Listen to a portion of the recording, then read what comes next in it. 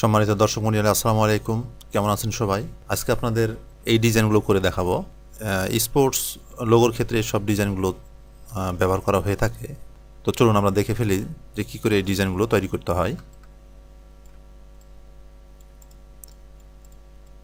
আমরা প্রথমে এই লেখাটাকে ক্রিয়েট আউটলাইন করে নিচ্ছি, দেন রেক্টেঙ্গেল টুল সিলেক্ট করলাম এবং এভাবে ড্র্যাগ করছি। আমরা এটা স্ট্রোকে কালার দিলাম এবং স্ট্রোকটা প্রয়োজন মতো মোটা করে নিলাম এভাবে,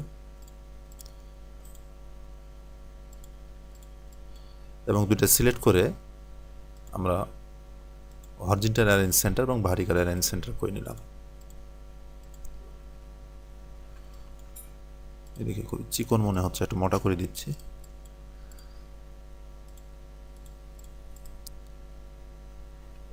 ঠিক আছে, এরপর আমাদের যেটা লাগবে সেটা হলো পলিগন টুল। আমি শিফট টুলটা ধরে ড্র্যাগ করছি, তারপর এটাকে ঘুরাই নিলাম শিফট ধরে। আমাদের এখানে যে স্ট্রোক এবং এইখানের যে স্ট্রোক, এই দুটো একই হওয়া লাগবে,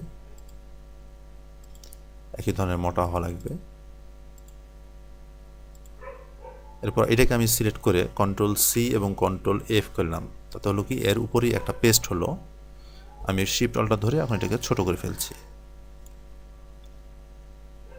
তারপর আমি এটা ফিল কালার নিয়ে চলে গেলাম এভাবে।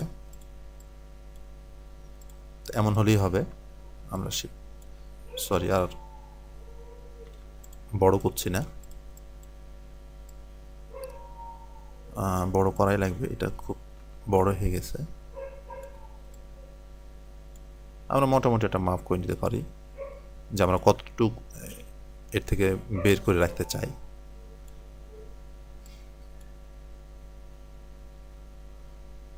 এমন হলেই হবে। বড় করার জন্য এটা আমাদের মোটা হয়ে গেছে, এটাকে আমরা চিকন করে ফেলছি এবং এটা অনেক দূরত্বে আছে। আমরা শিফট অলটা ধরে এটাকে ছোট করে নিচ্ছি। হ্যাঁ, এমন হলেই হবে।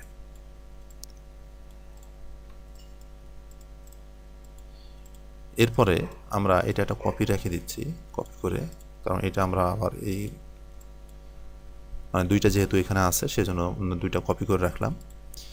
এখন আমাদের কাজ হলো যে এই স্ট্রোকগুলো এক্সপান্ড করে ফেলা। আমি অবজেক্ট থেকে এক্সপান্ড করে দিলাম। এটা আমি একটু ভিন্ন কালার দিয়ে রাখছি এবং গ্রুপ করে রাখছি। এটা আমি রাইট বাটন ক্লিক করে ব্রিং টু ফ্রন্ট করলাম এইভাবে। তারপর হরিজন্টাল অ্যালাইন সেন্টার এবং ভার্টিক্যাল অ্যালাইন সেন্টার ঠিক করে নিলাম। এরপর আমাদের যে কাজ, আমরা যদি প্রথমত এই লোগোটা বানাতে যাই, তাহলে যেটা করতে হবে সেটা হলো যে আমাদের ডান সাইডটা উপরে যাবে এবং বাম সাইডটা নিচে আসবে। তো আসলে এটা আমরা কিভাবে করতে পারি, মূলত পলিগন টুলটা বিষয় না, মূলত বিষয়টা হচ্ছে যে এইভাবে বাঁকা লেখা আমরা কিভাবে লিখতে পারি, এটা দেখানোর জন্যই আজকের এই টিউটোরিয়াল। তো চলুন আমরা ঝটপট দেখে ফেলি। আমি লেখা এবং এই বর্ডারটা সিলেক্ট করলাম, দেন ইফেক্ট থেকে ডিস্টোর্ট অ্যান্ড ট্রান্সফর্ম, এখান থেকে ফ্রি ডিস্টোর্টে গেলাম, তখন এই ধরনের একটা উইন্ডোজ আসবে। এখানে আমরা যেদিকে বাঁকা করতে চাই ঠিক সেভাবে, এখানে যেভাবে বাঁকা করব আমাদের লেখাটা ঠিক সেভাবে বাঁকা হবে। তো আমরা কী পরিমাণ বাঁকা করতে চাই এখানে আমরা ঠিক করে নিব। আমি উপরের ডান সাইডের কর্নার ধরে আমি টেনে নিলাম উপরে, এবং ডান সাইডের নিচের কর্নার ধরে এভাবে ঘুরে উঠাচ্ছি। এখন এখানে লক্ষণীয় বিষয় যে আমাদের এই যে বাহুটা এবং এই বাহুটা যেন সমান হয়। তো এটার জন্য কোনো মাপ নাই, চোখের মাপেই এটা করতে হয়। আমার মনে হচ্ছে এটা হচ্ছে। আচ্ছা, এই পর্যন্ত রাখলাম, রাখার পর আমরা ওকে করলাম। এখন আমরা দেখে নিতে পারি যে আসলে আমাদের এই ডিজাইনটা ঠিক আছে কি না। তো আমার মনে হচ্ছে, আপনাদের কেমন লাগছে জানি না, আমার মনে হচ্ছে যে এই সাইডটা একটু চিকন এবং এই সাইডটা বেশ মোটা হয়ে আছে। তো আমরা যে আর একটু চিকন করতে চাই, তাহলে এখন যেটা করণীয় সেটা হলো যে আবার কিন্তু আমরা ইফেক্টে যাব না। এখন ঠিক এই জিনিসটা আমরা কোথায় পাবো, সেটা হলো উইন্ডোজ থেকে এই যে অ্যাপিয়ারেন্স আছে, আমরা এখানে যাব। এখান থেকে এখানে দেখেন ফ্রি ডিস্টোর্ট লেখা আছে, এখানে আমরা ক্লিক করলাম। দেন আমার যেহেতু মনে হয়েছে যে এই সাইডটা একটু বেশি মোটা আছে, সেহেতু আমি আর একটু উঠাই দিলাম এবং ওকে করলাম। এবার মনে হচ্ছে মোটামুটি ঠিক হয়েছে। যদি ঠিক হয়ে যায়, মনে করি যে ঠিক হয়েছে আমাদের মাপযোগ, তাহলে আমরা এটা সিলেক্ট অবস্থায় অবজেক্ট থেকে এক্সপ্যান্ড করে ফেলব, ঠিক এই ধরনের। তারপরে সবগুলো আমরা সিলেক্ট করে হরিজন্টাল অ্যালাইন সেন্টার এবং ভার্টিক্যাল অ্যালাইন সেন্টার ঠিক করে নিব এইভাবে। এখনও যদি আমাদের একটু ছোট বড় মনে হয়, তাহলে আমরা সেটা ঠিক করে নিতে পারি, প্রয়োজনে ছোট এবং প্রয়োজনে বড় করে নিতে পারি। তো যা হোক, এরপর আমাদের যে কাজ সেটা হলো আমি এটা আনগ্রুপ করে নিলাম। দেন আমি শুধু লেখা বাদ দিয়ে আমি সবগুলো সিলেক্ট করলাম। সিলেক্ট করার পরে আমি এখানে শেপ বিল্ডার টুলে আসলাম। শেপ বিল্ডার টুল সিলেক্ট করে আমি কিবোর্ড থেকে অল্টার চেপে ধরলাম, দেন এভাবে ড্র্যাগ করলাম, তাতে ওগুলো চলে যাচ্ছে কালো অংশটা। ঠিক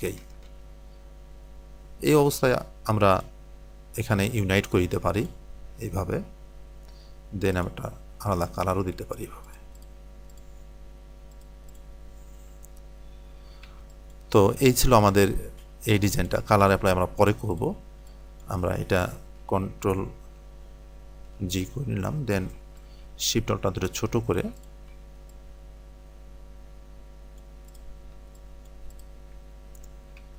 সরাই দিলাম। এখন আমরা এটা নিয়ে আসলাম।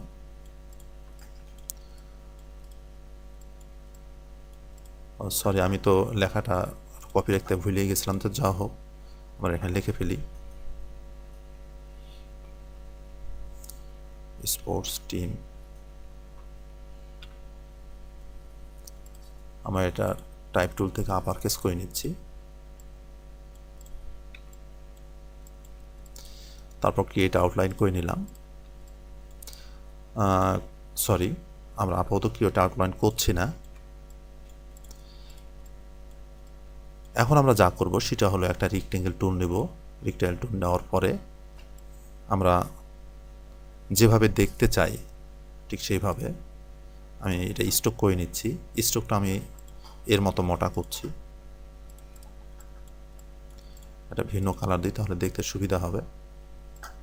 লাল কালার দিলাম। আমি অ্যালাইন করে নিচ্ছি, হরিজন্টাল এবং ভার্টিক্যাল অ্যালাইন। ঠিক আছে।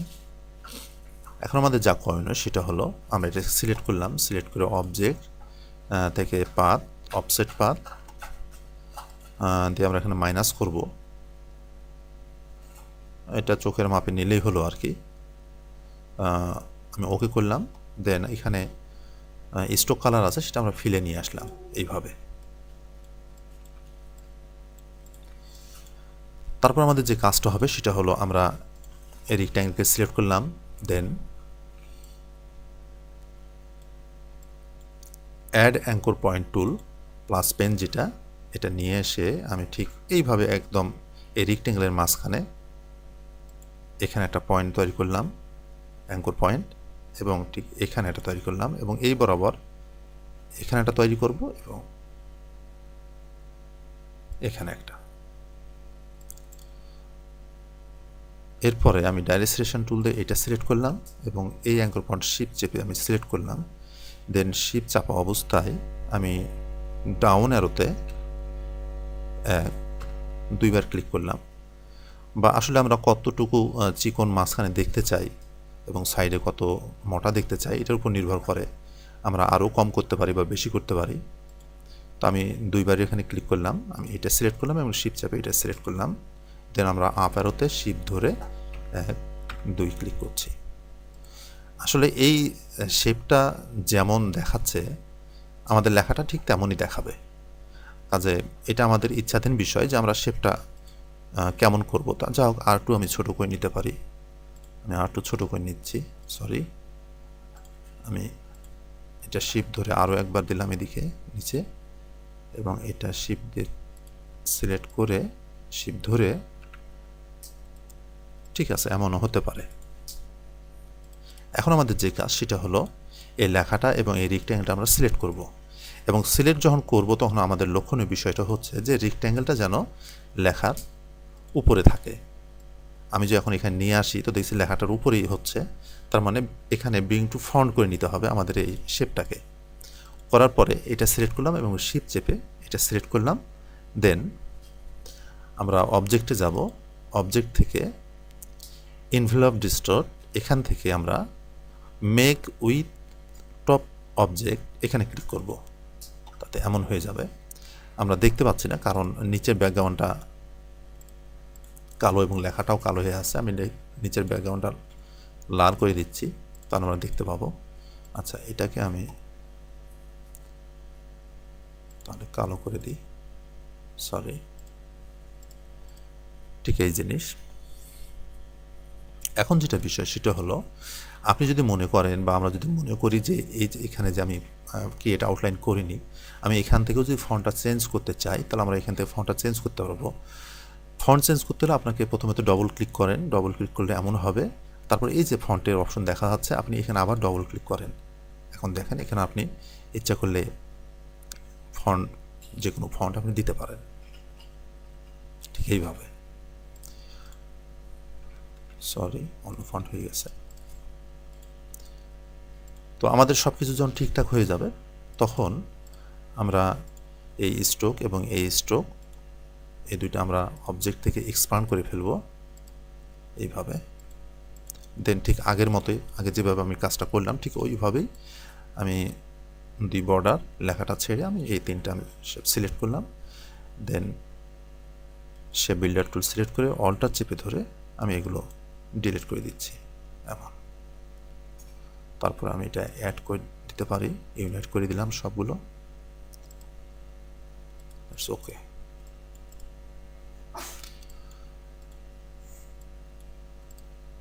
সরি, এটা আমরা এর মধ্যে যে কাজটা আমরা ভুলে গেছিলাম সেটা হলো যে এই লেখাটাকে আমরা অবজেক্ট থেকে এক্সপান্ড করে ফেলবো, ঠিক এইভাবে, ঠিক এইভাবে। তবে সব গ্রুপ করে নিলাম এবং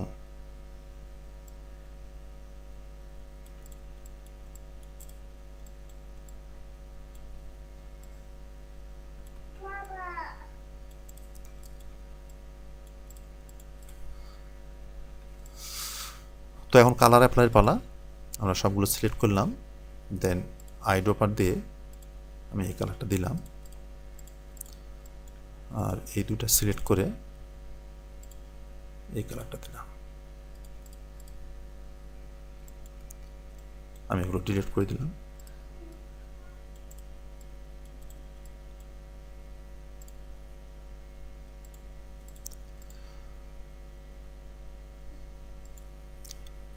তো বন্ধুরা, এই ছিল আজকের টিউটোরিয়াল।